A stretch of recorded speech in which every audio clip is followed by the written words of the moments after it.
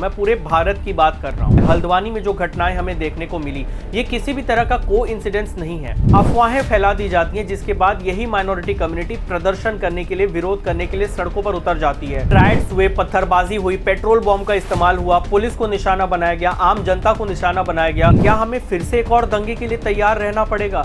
क्या हमारे देश में बार बार ऐसे दंगे होते रहेंगे?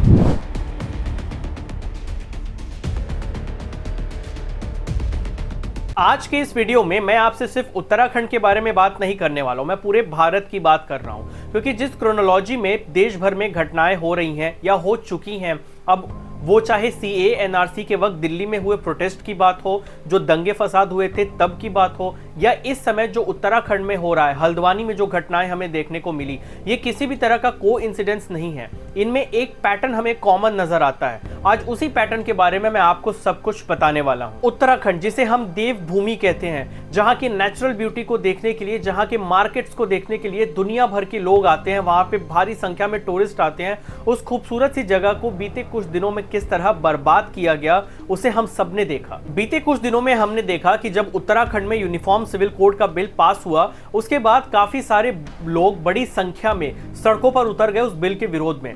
भारत में यह हमेशा से देखा गया है कि जब भी कोई ऐसी नई कार्रवाई होती है या कोई नया कानून आता है जिससे देश को फायदा होने वाला होता है, तब भी उस वक्त अल्पसंख्यक कम्युनिटी में या माइनॉरिटी कम्युनिटी में अफवाहें फैला दी जाती हैं, जिसके बाद यही माइनॉरिटी कम्युनिटी प्रदर्शन करने के लिए, विरोध करने के लिए सड़कों पर उतर जाती है। और इनका ये विरोध प्रदर्शन कभी कभी दंगों की शक्ल ले लेता है। फॉर एग्जाम्पल, जब सीए का कानून आया था, उस वक्त भी माइनॉरिटीज में ये अफवाहें फैला दी गई कि इससे आपके हक छीन लिए जाएंगे, आपको आपके देश से बाहर निकाल दिया जाएगा। और नतीजा इसका हम सबने देखा था। दिल्ली में दंगे हुए, शाहीन बाग हुआ और देश के काफी सारे नेचुरल रिसोर्सेज की बर्बादी हुई, देश के रिसोर्सेज की, देश के इकोनॉमी को नुकसान पहुंचा। अब वो अलग बात है कि उस कानून में कहीं भी ऐसा नहीं लिखा हुआ था कि माइनॉरिटी को देश से निकाल दिया जाएगा या उन्हें नुकसान पहुंचाया जाएगा, लेकिन फिर भी सिर्फ अफवाहों के कारण इतना बड़ा प्रोटेस्ट देश को देखना पड़ा था।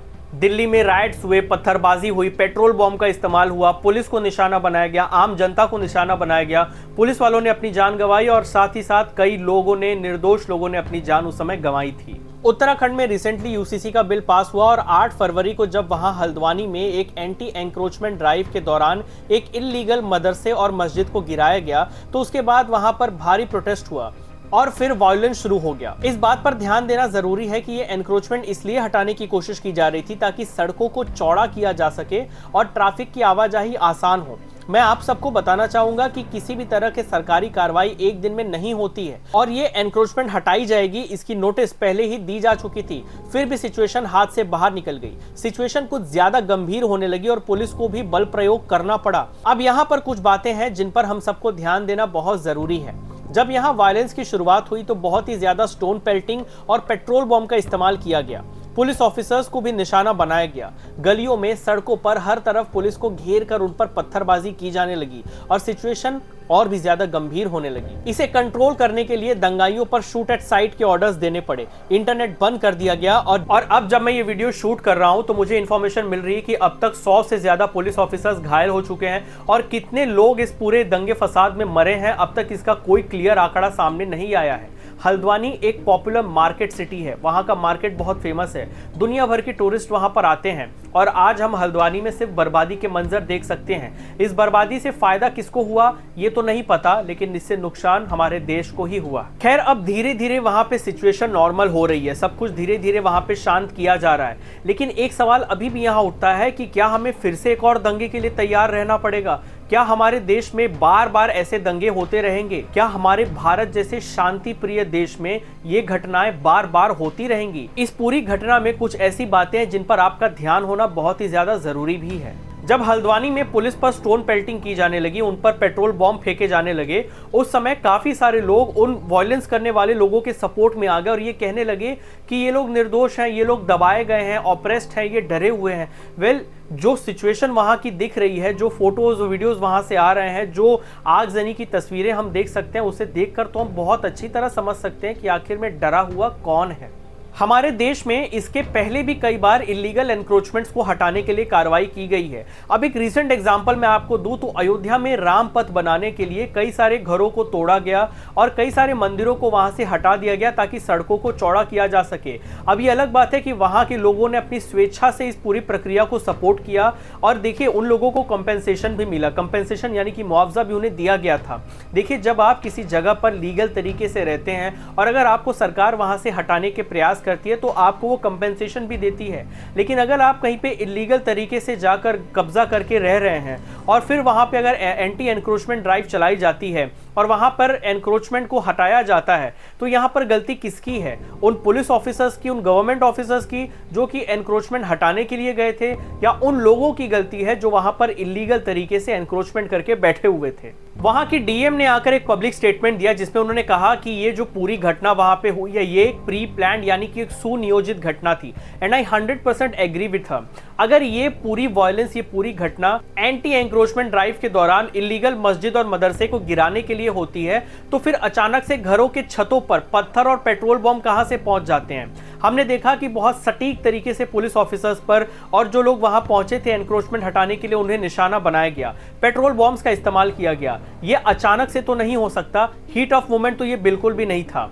अचानक से घर की छतों पर इतनी भारी संख्या में पत्थर पहुंचना ये कोई नॉर्मल घटना नहीं है। ये या तो यूनिफॉर्म सिविल कोड के विरोध की साजिश थी या तो ये लोग पहले से जान चुके थे कि इस इलीगल मदरसे और मस्जिद को हटाया जाएगा, इसीलिए ये लोग पहले से तैयार वहां पर बैठे हुए थे। जब हरियाणा में ब्रजमंडल यात्रा निकली थी उस समय भी वहां पर पेट्रोल बॉम्ब्स का इस्तेमाल किया गया था, आगजनी हुई थी, वहां पर पत्थरबाजी भी की गई थी। अब वो सीए के प्रोटेस्ट की बात हो या रथ यात्रा पर हमला करने की बात हो या अब इलीगल एनक्रोचमेंट हटाने की बात हो, कहीं ना कहीं ये पत्थरबाजी और आगजनी की घटनाएं एक हथियार बनते जा रही हैं एक बड़े पॉपुलेशन को डराने का और अपनी ताकत दिखाने का। इन सभी घटनाओं से हमारे देश को कितना नुकसान पहुंचता है इसका अंदाजा लगाना भी हम सबके लिए बहुत मुश्किल बात है। यहाँ पर सवाल उठता है कि आखिर इस तरह की घटनाएं कब रुकेंगी? आपने दिल्ली में देखा कि जब वहां दंगे हुए थे तब भी जमकर पुलिस पर पत्थरबाजी हुई थी, पेट्रोल बॉम्ब्स का इस्तेमाल किया गया था, पब्लिक प्रॉपर्टी को नुकसान पहुंचाया गया था। कहीं ना कहीं इस तरह के इंसिडेंट्स इंटेलिजेंस की भारी कमी की तरफ और एक बड़े प्रॉब्लम की तरफ इशारा करते हैं और इसे दुरुस्त किए जाना जरूरी है। क्या अब जब जब हमारे देश में इलीगल एनक्रोचमेंट्स को हटाया जाएगा तब तब इस तरह लोग सड़कों पर उतरकर पुलिस पर पत्थरबाजी करेंगे? क्या हमला करेंगे? और सवाल तो यहाँ सरकारों से भी पूछा जाएगा कि सरकार इन सब के लिए कितना तैयार है।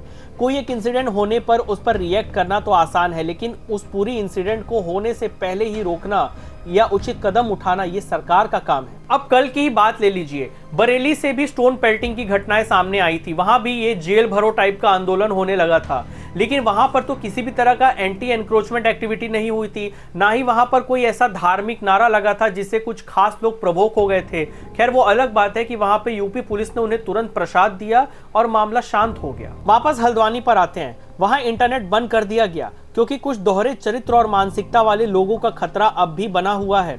समझ गए होंगे आप कि मैं किसकी बात कर रहा हूं। इन दोहरे चरित्र वालों का सिस्टम किस तरह काम करता है उसे समझिए। जब एक भीड़ वॉयलेंस की शुरुआत करती है और फिर जब उन्हें पुलिस जवाब देती है तो फिर वही वॉयलेंस करने वाली भीड़ विक्टिम कार्ड खेलने लगती है। तब कई लोग इनके सपोर्ट में, इनके डिफेंस में आ जाते हैं, जो कि अपने आप को पत्रकार और जर्नलिस्ट भी कहते हैं। ये कभी कभी अपने आप को फैक्ट चेकर भी कहने लगते हैं।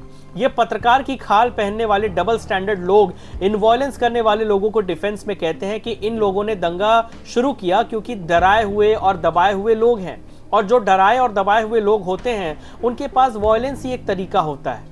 ये लोग सिर्फ वॉयलेंस करने वालों के सपोर्ट में नहीं खड़े होते, ये लोग उनके सपोर्ट में भी खड़े हो जाते हैं जो लोग इस वॉयलेंस का सपोर्ट करते हैं। फिर ये लोग कहते हैं कि जो लोग वॉयलेंस को सपोर्ट कर रहे हैं वो निर्दोष हैं, वो कट्टरवादी या रेडिकल नहीं है क्योंकि उन लोगों ने किसी भी तरह का वॉयलेंस नहीं किया। अब अगर ऐसे सिचुएशन में आप खुल के इन वॉयलेंस के खिलाफ बोलने लगे तो एक बहुत बड़ा सेक्शन आपको ही हेट फैलाने वाला, रेडिकल एटसेट्रा एटसेट्रा या भक्त भी कहना शुरू कर देगा। कुल मिलाकर मेरा सरकार से सिर्फ यही गुजारिश है कि जब भी आप किसी भी इस तरह की इलीगल एनक्रोचमेंट को हटाने के लिए जाएं और अपने साथ पुलिस ऑफिसर्स को ले जाएं तो पूरी तैयारी के साथ जाएं, क्योंकि जब जब ऐसी घटनाएं हमें देखने को मिलती है तो कहीं ना कहीं स्टेट का और पूरे देश का मनोबल, उनका मोराल डाउन होता है। ऐसी लड़ाइयों में पुलिस ऑफिसर्स बेवजह पिस जाते हैं। आप सोचिए, एक बहुत बड़ी भीड़ पुलिस ऑफिसर्स के सामने आकर उन्हें ही घायल करके चली जाती है। ऐसी तस्वीरों को देखने के बाद में एक स्कूल जाता हुआ बच्चा क्या बड़े होकर एक पुलिस ऑफिसर बनने के सपने देख पाएगा? इस तरह की घटनाओं से हमारे देश की इमेज, हमारे देश की इकोनॉमी को बहुत नुकसान पहुंचता है। सरकार को चाहिए कि वो घटनाएं होने का इंतजार ना करे, बल्कि ऐसी घटनाओं को होने से पहले रोकने की कोशिश करें। अफवाह फैलाने वालों पर कठोर से कठोर कार्रवाई होनी चाहिए, ताकि उन्हें देखकर दूसरे अफवाह फैलाने वाले भी इस गलत काम से बाज आ जाएं और अच्छे काम करें अपनी जिंदगी में। उम्मीद है कि वीडियो आपको पसंद आई होगी। अगर वीडियो आपको पसंद आई हो तो इसे शेयर करना मत भूलिएगा। इस पूरे इंसिडेंट के बारे में आप क्या सोचते हैं, आप मुझे कमेंट करके बता सकते हैं। अगर आपने मेरा चैनल सब्सक्राइब नहीं किया है तो इसे सब्सक्राइब भी कर दीजिएगा। मैं मिलूंगा आपसे द वीरेंद्र मिश्रा शो के अगले एपिसोड में। तब तक के लिए बने रहिए मेरे साथ। जय हिंद।